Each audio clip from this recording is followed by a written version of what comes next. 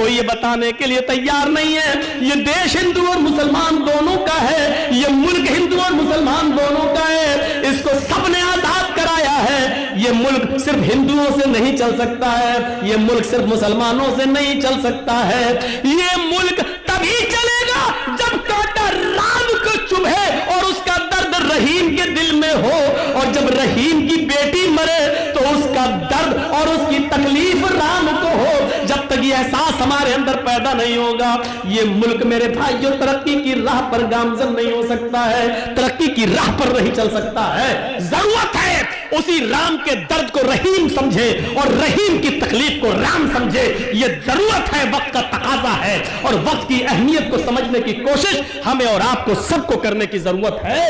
اس وقت اس بھائی چارے کی ضرورت ہے. کل تک ایک مسلمان داڑھی والا اسکوٹر چلاتا تھا تو اس کا دوست اس کے پیچھے شنکر بھگوان کی مورتی لے کر یا گنیش کی مورتی لے کر بیٹھ جاتا تھا کہ مجھے میرے گھر تک چھوڑ دو, اور وہ مسلمان داڑھی والا اسکوٹر چلاتے ہوئے موٹر سائیکل چلاتے ہوئے اس کو اس کے گھر تک چھوڑ دیتا تھا کہ چلو ہمیں تمہاری آستھا سے کیا مطلب, شنکر کی مورتی ہو یا گنیش کی, ہم تم تو بھائی بھائی ہیں, ہمارا اور آپ کا خون تو ایک ہی ہے, آپ بھی آدم کی اولاد میں بھی آدم کی اولاد. لیکن میرے بھائیو یہاں تو تصور ہی دوسرا ہے, یہاں تو حالات ایسے ہیں کہ کم کپڑے پہنو گی, جسم سے کپڑے جتنے تمہارے اتریں گے اتنا بڑا تمہیں ایوارڈ دیا جائے گا. یہ افسوس ہے, یہ ہمارے اس دیش کی سب سے بری پرمپرا ہے کہ جس کے جسم پر کپڑے جتنے کم ہو, جو جتنی زیادہ ننگی ہو,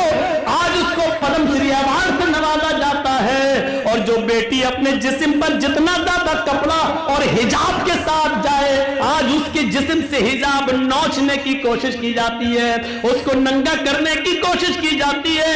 جس ملک کے اندر بیٹیوں کے ساتھ یہ سلوک کیا جائے, جس ملک کے اندر بچیوں کے ساتھ یہ سلوک کیا جائے, اس ملک کے اندر بھائی چارہ کیسے قائم کرو گے؟ اس ملک کے اندر ہندو اور مسلمان دونوں کو ایک کرنے کی کیسے کوشش کرو گے؟ جو کھائیاں اس سرکار نے اور گورنمنٹ نے پیدا کر دی ہیں میرے بھائیوں, بعد میں آنے والی نسلیں بھی اس کو بھر نہیں پائیں گی. جو نفرتیں اور جو کدورتیں اور جو دشمنیاں میرے بھائیوں اس سرکار نے ایک دوسرے کے دلوں میں بھرنے کی کوشش کی ہے, دونوں طرف سے یہ کدورتیں بھری جا رہی ہیں, دونوں طرف سے یہ عداوت ایک دوسرے کے خلاف بھری جا رہی ہیں. ایک ہندو ہندو کر رہا ہے تو دوسری طرف سے مسلمان مسلمان کی صدائیں لگائی جا رہی ہیں. کوئی یہ بتانے کے لیے تیار نہیں ہے یہ دیش ہندو اور مسلمان دونوں کا ہے, یہ ملک ہندو اور مسلمان دونوں کا ہے, اس کو سب نے آزاد کرایا ہے. یہ ملک صرف ہندوؤں سے نہیں چل سکتا ہے, یہ ملک صرف مسلمانوں سے نہیں چل سکتا ہے. یہ ملک تبھی چلے گا جب کانٹا رام کو چبھے اور اس کا درد رحیم کے دل میں ہو, اور جب رحیم کی بیٹی مرے تو اس کا درد اور اس کی تکلیف رام کو ہو. جب تک یہ احساس ہمارے اندر پیدا نہیں ہوگا یہ ملک میرے بھائیوں ترقی کی راہ پر گامزن نہیں ہو سکتا ہے, ترقی کی راہ پر نہیں چل سکتا ہے. وَلَا تَسُبُّوا الَّذِينَ يَدْعُونَ مِن دُونِ اللَّهِ, تم دوسروں کے بزرگوں کو گالی مت دو, ورنہ جواب میں وہ تمہارے اللہ کو گالی دیں گے دشمنی میں بغیر علم کے. اب دیکھ رہے ہو کیسے ایک مسلمان سے کہا جا رہا ہے, ویڈیو دیکھیے آپ, دیکھنے کی ہمت نہیں ہوتی ہے, زمین پر تھوکا جا رہا ہے, اس سے کہا جا رہا ہے چاٹ بول اللہ کو, ماں کی گالی. تصور کرو کیا ہے, اللہ کے لیے ماں کا لفظ استعمال, ماں کی گالی, بہن بیٹی کی گالی, اور اس داڑھی والے کی داڑھی پکڑ کر نوچتے ہوئے کہا قبول جے شری رام. یہ کون سا ہے؟ یہ تو ہمارے مذہب کے اندر بھی نہیں ہے. لا اکراہ فی الدین, دین میں زبردستی نہیں ہے ہی نہیں.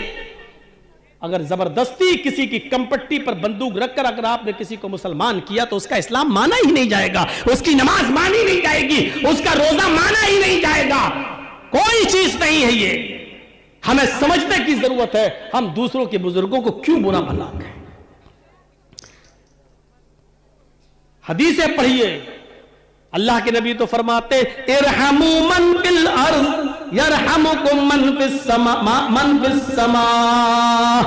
तुम जमीन वालों पर रहम करो। ये नहीं कहा जा रहा है मुसलमानों पर रहम करो, आए मुसलमानों आपस में एक दूसरे पर रहम करो, ये नहीं कहा जा रहा है। क्या कहा जा रहा है? इरहमू मन फिल अर्ज़, मुसलमानों तुम जमीन वालों पर रहम करो। जमीन में जो भी हो, हिंदू मुसलमान सिख ईसाई जानवर चरिंद परिंद सब, तुम जमीन वालों पर रहम करो। यरहमुकुम मन फिस समा, आसमानों वाला तुम्हारे ऊपर रहम करेगा।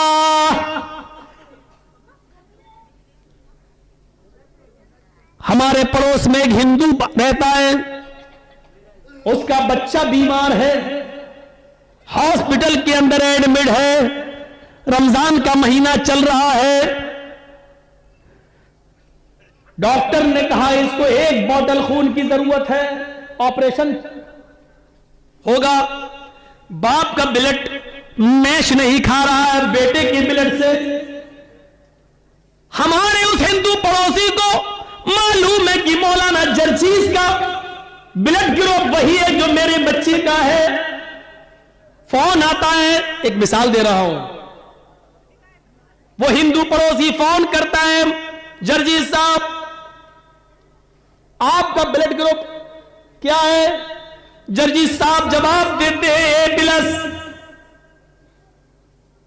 अरे मेरे बेटे को A+ ब्लड की जरूरत है, अगर आधे घंटे में आप हॉस्पिटल नहीं पहुंचे तो मेरा बेटा मर जाएगा। जर्जीज साहब जा रहे हैं, गाड़ी उठाई, बाइक उठाई, 4 व्हीलर पकड़ी, भागे, हॉस्पिटल पहुंचते हैं। डॉक्टर ने ब्लड का नमूना लिया, A+ पाया गया है, पॉजिटिव पाया जा रहा है। हाँ ठीक है, लेट जाओ। जर्जीज साहब लेट गए, लेकिन मसला मालूम है कि रोजे की हालत में 1 ब्लड बॉटल ब्लड नहीं दिया जा सकता। खून की जांच मलेरिया या बुखार टेस्ट करने के लिए 2 ml 3 ml 5 ml ब्लड निकाला जा सकता है रोजे की हालत में, उससे रोजा नहीं टूटेगा। लेकिन 1 बोतल ब्लड रोजे की हालत में देना जायज नहीं है। इधर उस हिंदू बच्चे की जिंदगी बचाना भी जरूरी है। शरीयत ये कहती है, यहां हमारा मजहब ये कहता है, जर्जीज साहब उस हिंदू बच्चे की जान बचा लो, यही इंसानियत है। इसके लिए अगर तुम्हें रमजान के महीने का फर्ज रोजा तोड़ना पड़ रहा है तो तोड़ दो, रोजा खत्म कर दो। ये रोजा बाद में भी पूरा किया जा सकता है, लेकिन अगर वो हिंदू बच्चा मर गया तो फिर दोबारा जिंदा नहीं किया जा सकता है। ये इंसानियत हमें इस्लाम ने सिखलाई है कि हमें उस हिंदू बच्चे के लिए, उसकी जान बचाने के लिए अपना रोजा तोड़ना पड़ेगा। लेकिन 1 बोतल ब्लड देकर अगर हमारी जिंदगी खतरे में नहीं है तो हम उसको 1 बोतल खून देंगे और उसकी जिंदगी को बचाना हमारे लिए फर्ज हो जाएगा, जरूरी हो जाएगा। जो मजहब गैर मुस्लिमों के बच्चों की जान बचाने के लिए ब्लड देने को जायज ही नहीं बल्कि जरूरी करार दे रहा हो और उसके लिए अपनी महज मखसूस इबादत रोजा पर तोड़ने का हुक्म दे रहा हो, उस मजहब की इंसानियत का मुकाबला दुनिया का कोई मजहब नहीं कर सकता है। इस इस्लाम की इंसानियत का तकाजा और उसके फजीलत को दूसरे मजहब के अंदर अशरे अशीर उसका 10वां हिस्सा भी, उसका 1/10 भी नहीं दिखाई देगा, 10वां हिस्सा भी नजर नहीं आएगा। दुनिया के सारे मजहब इससे खाली है, जरा तसव्वुर करो। लेकिन इस मुल्क के अंदर हालत यह है कि अगर गोरखपुर के हॉस्पिटल में ऑक्सीजन की कमी हो जाए, सरकार की बदनामी हो रही है और डॉक्टर कफील जैसा आदमी अगर अपने घर से ऑक्सीजन लाकर बच्चों को ऑक्सीजन देने का काम करता है तो देशद्रोही का मुकदमा उस पर लग जाता है, उस पर देश के साथ गद्दारी करने का इल्जाम लगा है, उसको जेल की सलाखों में डाल दिया जाता है। और जो हुक्मरान बने बैठे हैं जिनकी जिम्मेदारी है बच्चों को ऑक्सीजन पहुंचाने की, वो नहीं पहुंचा पा रहे हैं और बच्चे शमशानों में मिलते हैं और गंगा की में नहाते हुए उनकी लाशें दिखाई देती हैं। मेरे भाइयों, ये देश के फेवर में और जो अपने घरों से ऑक्सीजन लेकर आए और बच्चों को चढ़ाए, ये देशद्रोही है। जरा तसव्वुर करो, यहां इंसानियत मर चुकी है। अब कहां इंसानियत को हम तलाश करने के लिए जाएंगे, कहां ढूंढेंगे? गौर कीजिए, मैं जानता हूं कि हिंदू धर्म हमें इस चीज की तालीम नहीं देता है। हिंदू धर्म तो हमें इंसानियत का दर्स देता है। रामचंद्र जी ने भी हमें इंसानियत का दर्स दिया है, लक्ष्मण ने भी इंसानियत का पाठ पढ़ाया है। राम के मानने वाले गलत हो सकते हैं, राम ने हमें गलत चीज नहीं बताई है। कृष्ण जी ने हमें गलत नहीं बताया है, कृष्ण जी गलत नहीं है। कृष्ण के मानने वाले गलत हो सकते हैं, वो दुश्मनी का शिकार हो सकते हैं। मोहम्मद रसूलुल्लाह गलत नहीं है, मोहम्मद के मानने वाले दुश्मनी का शिकार हो सकते हैं। मेरे भाइयों, कुरान गलत नहीं है, कुरान के मानने वाले गलती कर सकते हैं, इसमें कुरान का कसूर नहीं है। मेरे भाइयों, इसीलिए तो कहता हूं कि चंद लोगों की वजह से आज इंसानियत खत्म होती जा रही है, चंद लोगों की वजह से आज इंसानियत मिटती जा रही है। ये खाई इतनी गहरी होती जा रही है कि इसको पुर करने में और भरने में बहुत दिन लगेंगे,